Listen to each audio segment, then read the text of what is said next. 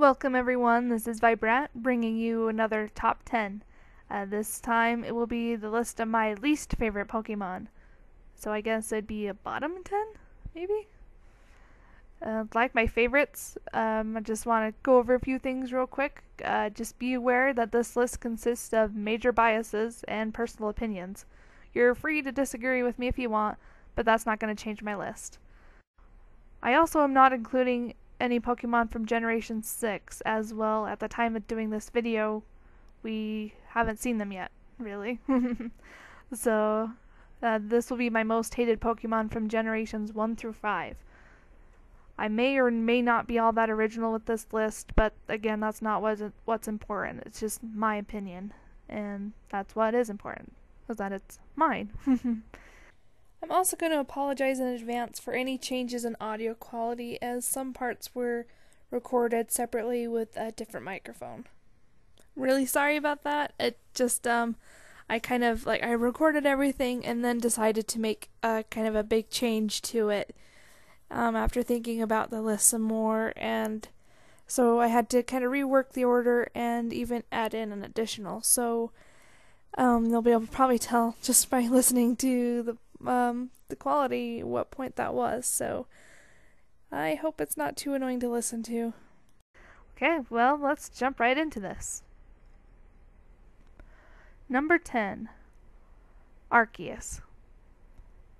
While many of my longtime watchers won't be surprised that Arceus is on this list, you might be surprised that it's only number 10. Arceus topped my list of most hated Pokemon from the time I first saw him, and when it was confirmed he had higher stats than Mewtwo. Call me fickle, biased, whatever. I was not happy that Mewtwo was officially surpassed.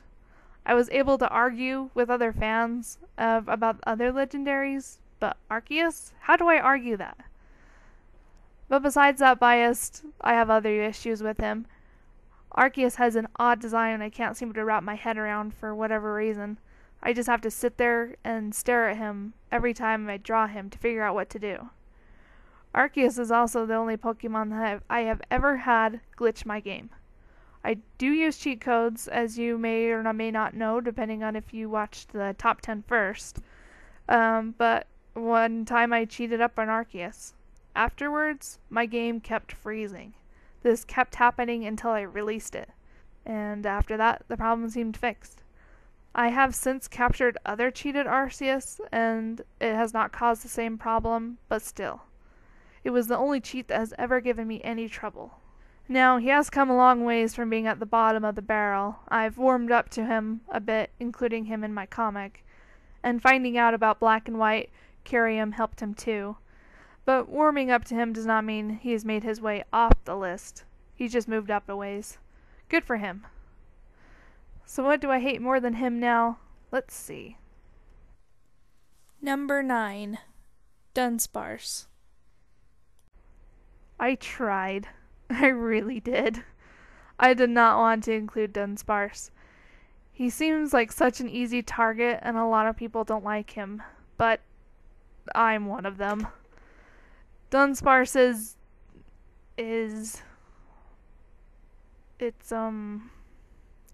what the heck is it? It just looks like a yellow blob that was trying to evolve, and someone pressed B and it got stuck in the middle of the animation.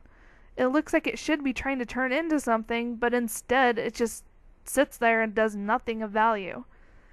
For the longest time, I thought Dunsparce was part flying type. Yeah, I don't know why. As embarrassing as it is, I only figured it out that it wasn't this generation. Yeah, I'm kind of slow. Now, I've never used a Dunsparce, nor do I have any wish to. They don't seem to be that strong, unless I'm the one fighting one. Then it's the most dang annoying Pokemon to take out ever, and I always seem to have trouble for some reason. My first memory with a Dunsparce is one taking out most of my team with a rollout. I do tend to hold a grudge after all, and you'll see that throughout my bottom 10. So, Dunsparce, until you do something other than just exist, you're on the list. Number 8. Alamobola? Or however you say that? When this Pokemon was revealed, it was like practically a sure thing. It was an evolution of Luvdisc. Just look at them. They are so much alike, it's just insane that they're not related. Sure, I can appreciate Generation 5 tried to go out on its own and it didn't have any connection to previous generations, but when you have two Pokemon that are so similar, it just makes them look completely unoriginal.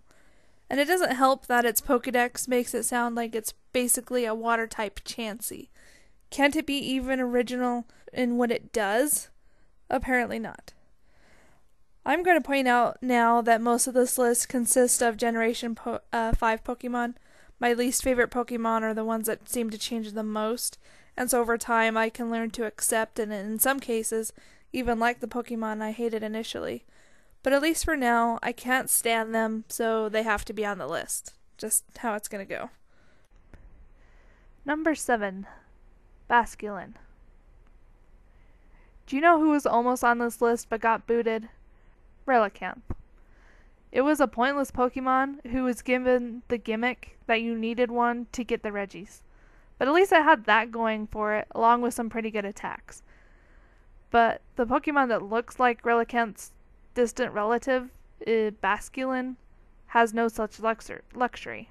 I think the design decision must have gone like this. Ahem, my acting skills. Let's make a pointless fish Pokemon. What color should we make it? Red or blue? How about both? Alternate forms for alternate versions. Why would we do that? What else are you going to do with it? Good point. Let's do it. I mean, really, why? Just why?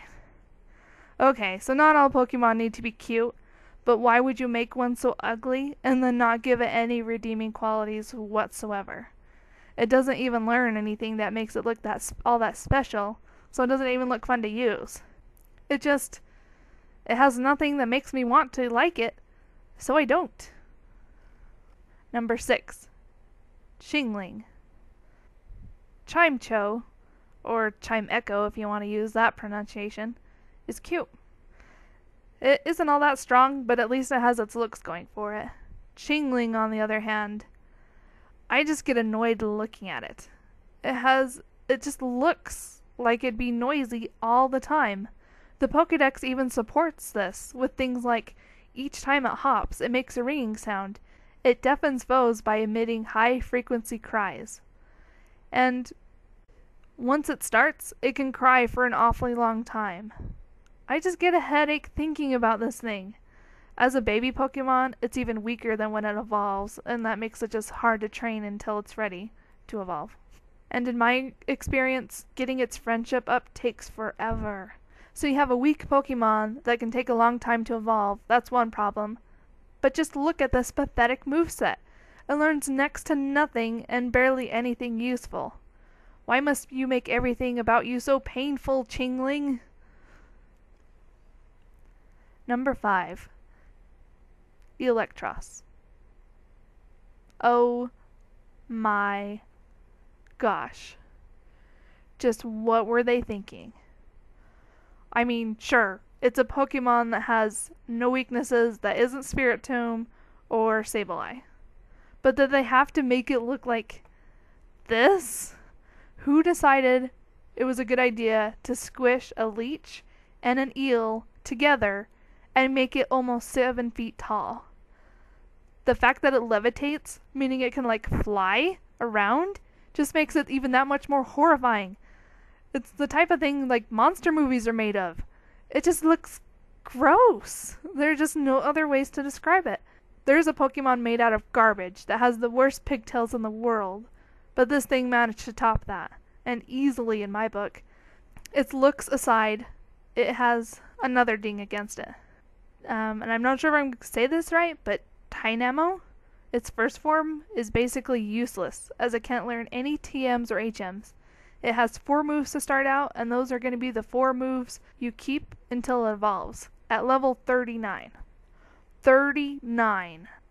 So you have to put up with Spark being your strongest attack until it evolves, and you can finally learn something new. And like I mentioned in my top 10 list, Beldum has the same kind of problem going for it. No HM moves, no egg moves, just 1 attack. but its final evolution is worth it. This one isn't.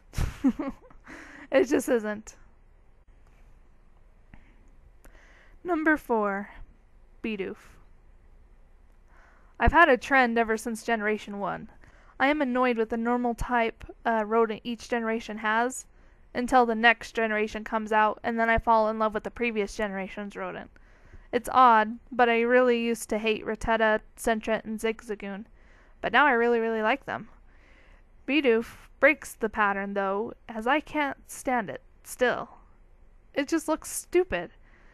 I like that they mix it up, making it evolve into a part water type, but I still don't like it. I don't like the design, I don't enjoy training them, and I hate how the games try to jam it down my throat like it's a worthwhile Pokemon. I swear, Bedoof are just everywhere. You can't get away from them, even outside of Sinnoh. They give it a float in the Main Street Coliseum, meaning I have to look at it the whole time I'm fighting.